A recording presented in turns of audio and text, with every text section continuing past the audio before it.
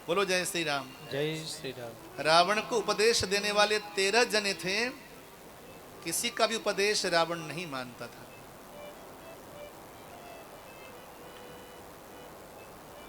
अब रावण का एक पुत्र था जिसका नाम था प्रहस्त। प्रहस्त ने आकर समझाया रावण को, पत्नी ने समझाया, पुत्र ने समझाया, मामा ने समझाया, सबने समझाया, लेकिन एक भगवान शंकर ने नहीं समझाया। भोले बाबा से किसी ने कहा कि सबने समझाया रावण को, एक बार आप भी जाके समझा दो, क्या पता समझ ले। मैं भोले बाबा बोले समझाया उसको जाता जो समझने को तैयार हो। वो तो केवल दुनिया को दिखाने के लिए मुझे गुरु मानता है, वास्तव में वो कहता है कि गुरु तो मैं ही हूं। नाम का गुरु मैंने आपको बनाया है, वास्तव में गुरु तो मैं ही हूं। मैंने पूछा कैसे तो मेरा गुरु हो गया? तो रावण बोला तुम्हारे पास 5-5, मेरे पास 10-10। बोले क्या सर? भगवान शंकर के पास 5 सर हैं, 5 मस्तक हैं, रावण के पास 10 मस्तक हैं। तो बोलो गुरु कौन ठहरा, मैं कि आप? भोले बाबा ने कहा भैया आप ही गुरु हो, मुझे चेला रहने दो। बोले शंकर ने कहा कि मैं नहीं समझाऊंगा इसको। समझाया उसको जाता है जो समझने को तैयार बैठे हो। जो पहले से ये समझ के बैठा हो कि मुझे समझना नहीं है, तो उसे समझाया नहीं जा सकता, साक्षात विधाता क्यों ना आ जाए। बोले शंकर से कहा कि एक बार समझा दो अपने चेले को।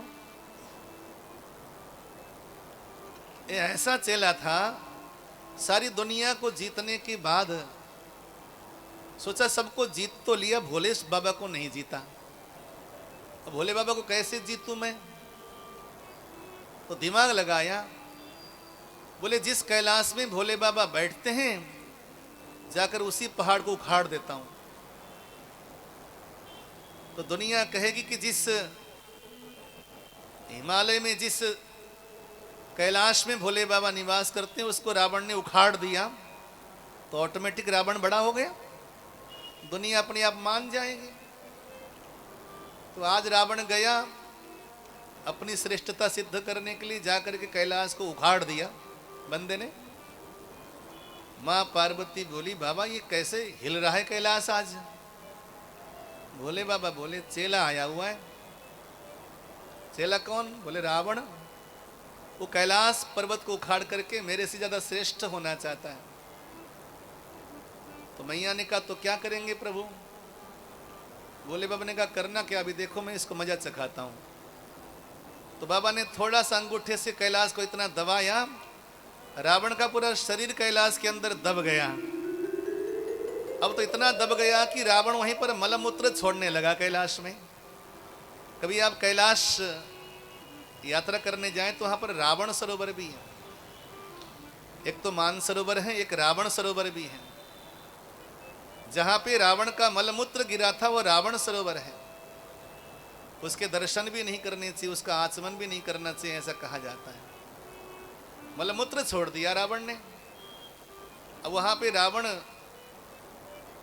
भगवान भोले बाबा का तांडव स्तोत्र गाने लगा।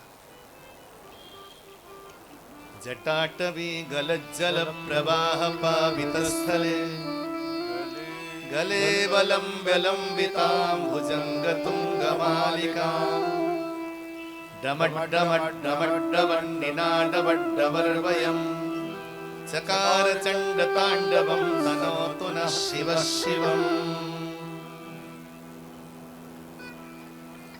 भोले बाबा की स्तुति करी, तांडव स्तोत्र। भोले बाबा अति प्रसन्न हो गए। बाबा आशुतोष,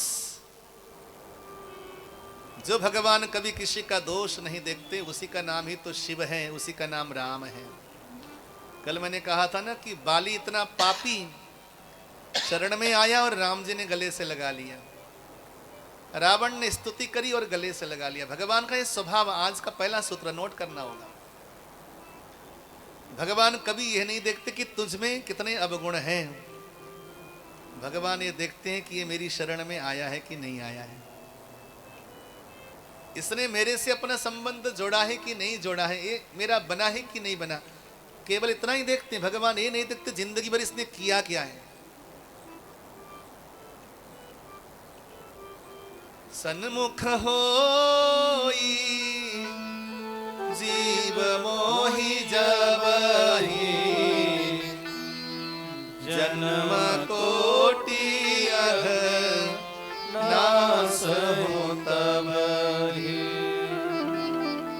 बार मेरे सन्मुख आ जाए तो मैं करोड़ों जन्मों के पाप उसी समय नष्ट कर देता हूँ।